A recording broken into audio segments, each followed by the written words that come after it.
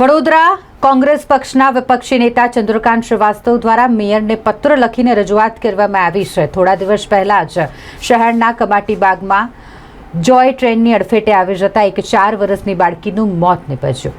આજે જ્યારે સામાન્ય સભા રાખવામાં આવી હતી ત્યારે જેઓના મૃત્યુ થયા છે તેમને શ્રદ્ધાંજલિ આપવા માટે 2 મિનિટનું મૌન પાડી અને શોકદર્શક ઠરાવ રજૂ કરીને આજની સભા મુલતવી રાખવામાં આવી। ત્યારે આ 4 વર્ષની દીકરી કે જેનું કમાટી બાગમાં પરિવાર સાથે ફરવા આવી હોય એ જ વેળાએ જોય ટ્રેનની અડફેટે આવી જતા મોત નીપજ્યું હોય ત્યારે આ દીકરીને પણ સન્માન મળવું જોઈએ તેવી રજૂઆત આ પત્રમાં ચંદ્રકાંત શ્રીવાસ્તવે કરી છે। જોય ટ્રેનની અડફેટે આવી જતા 4 વર્ષની બાળકીનું મોત નીપજ્યું હતું। થોડા દિવસ પૂર્વેની જ આ ઘટના છે અને તેવામાં બેદરકારો સામે કાર્યવાહી કરવામાં આવે અને આ દીકરીને પણ આજની સભામાં સન્માન કેમ ન આપવામાં આવ્યું, આ દીકરીના માનમાં 2 મિનિટનું મૌન પાડી તેને શ્રદ્ધાંજલિ કેમ ન પાઠવવામાં આવી તેવા સવાલો સાથે ચંદ્રકાંત શ્રીવાસ્તવે મેયરને પત્ર લખ્યો છે। આજે 1 મહિના પછી સામાન્ય સભા થઈ। સામાન્ય સભાની અંદર જુદા જુદા લોકો દેવલોક પામ્યા છે। એ ચાહે મિનિસ્ટર હોય, ચાહે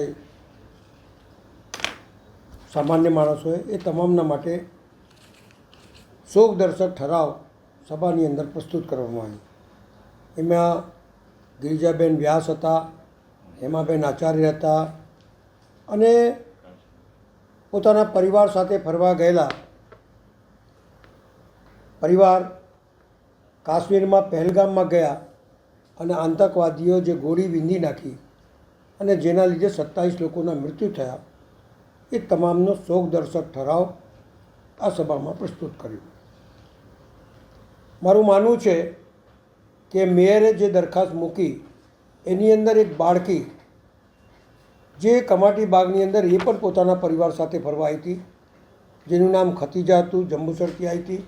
બાળક રમતા રમતા જે જોય ટ્રેન ચાલે છે એની અંદર એનું મૃત્યુ થયું।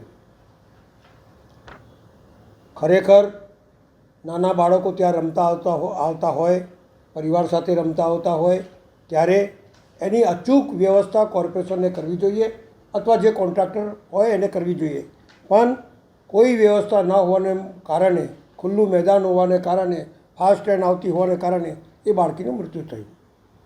મારું માનવું છે કે વડોદરા શહેરમાં તમામ નાગરિક જે વડોદરા શહેરના છે, જે પરિવાર સાથે રહે છે, એ બધા મેયરના જ છે અને મેયરે એમના ઉપર પ્રેમ અને એમનું કામ કરવું જોઈએ એવું મારું સ્પષ્ટ માનવું છે।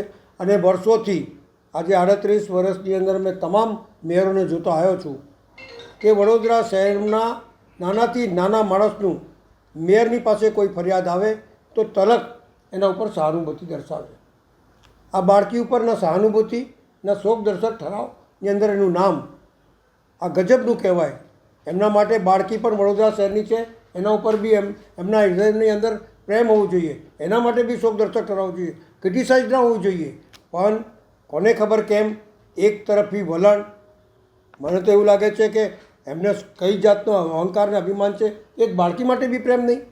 માટે પત્ર લખ્યું છે કે મેયરશ્રી, આપ પ્રથમ નાગરિક છો, આપણે બધાના માટે બરાબર લાગણી રાખવી જોઈએ, નહીં કે એક માટે જુદી અને બીજા માટે જુદી।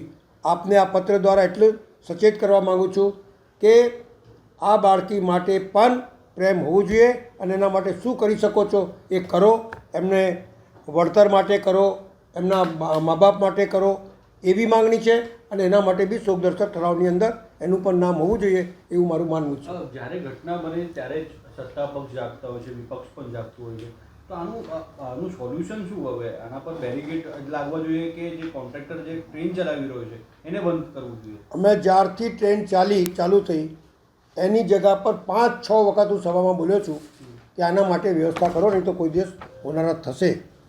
પણ આ લોકોને એવી પડી નથી હોતી। અમે લોકો દરખાસ્ત મૂકીએ, જ્યારે હરણીકાંડ થયું તો અમે 25 લાખની દરખાસ્ત મૂકી તો ઉડાવી દીધી। કેમ ઉડાવી દીધી? કારણ કે એમને લાગણી નથી। જ્યારે કોંગ્રેસનું શાસન હતું ત્યારે આ શહેરની અંદર લઠ્ઠાકાંડ થયેલું। આ લઠ્ઠાકાંડની અંદર ઘણા લોકો મરી ગયેલા। કોંગ્રેસના શાસનમાં એમને પૈસા વળતરના રૂપમાં આપ્યા, એ તમામ લોકોને નોકરી કોર્પોરેશનમાં આપી। એમાં કંઈ રાજ્ય સરકાર પાસે પૂછવા નથી ગયા, કોઈ જગ્યા પૂછવા નહીં ગયા, આપણને લાગણી હોવી જોઈએ એ પરિવાર માટે, આપણને લાગણી હોવી જોઈએ કે એમના પરિવાર કઈ રીતે ચાલશે એ જોવાની આપણી ફરજ છે. સરકાર પૈસા આપશે, આ બજેટમાંથી આવશે, આ બજેટમાંથી આવશે, આ બધા બજેટો છે ને આ વડોદરા શહેરના નગરજનો છે. તમારું બજેટ નથી. તમારે એક એક ફંક્શન જ્યારે તમે કરો છો ત્યારે 10-10 લાખ 15-15 લાખ ખર્ચા કરો છો, તો આ દીકરીઓ બાળકો મરી જાય એના માટે તમને કોઈ સહાનુભૂતિ નથી. મારું માનવું છે કે 2-4 કામ ઓછા કરો પણ પરિવારને સંતુષ્ટ થાય એ રીતે એમને વળતર આપો, એવી મારી માંગણી બી છે સાથે.